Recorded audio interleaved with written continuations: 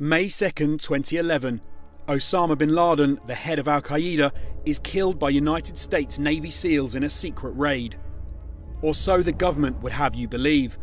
4 years after bin Laden's death, a new story hit the headlines, which questions everything about President Obama's terrorist victory.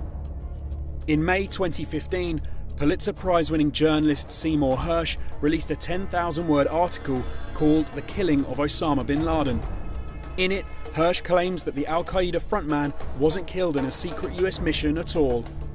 But if the USA didn't capture and kill bin Laden, then who did? Who really killed Osama bin Laden? Hersh's account undermines America's triumph of destroying the man who killed almost 3,000 people in the September 11 attacks. According to the official story, America's Most Wanted was hiding in a secret compound in the quiet Pakistani town of Abbottabad, having been observed there for months by US surveillance.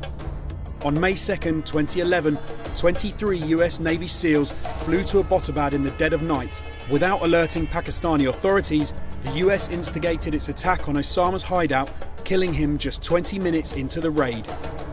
Fearing interference from the Pakistani Air Force, the Navy SEALs made a quick exit with bin Laden's body and dropped it in the North Arabian Sea.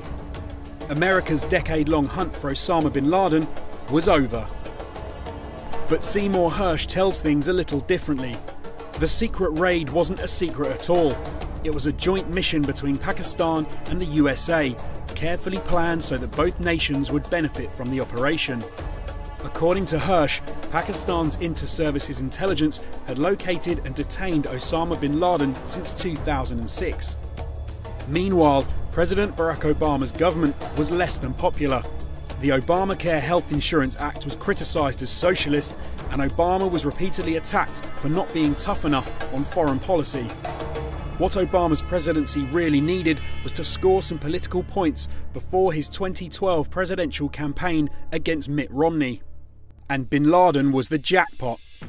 After bin Laden was killed, Obama's presidential approval rating shot up 11% among Republicans and Democrats, from 46 to 57%. Hersh alleges that in 2010, America discovered that Pakistani military intelligence had imprisoned bin Laden. America did not, as reported, conduct extensive interrogations on Al-Qaeda detainees to uncover bin Laden's location. A former Pakistani officer leaked information about bin Laden's whereabouts for $25 million. And, unsurprisingly, America was furious. Its ally Pakistan had concealed crucial information. US officials influenced Pakistan with bribery and the threat of sanctions, and so the two nations joined forces to finally kill bin Laden. Indeed, there was nothing secret about the assassination.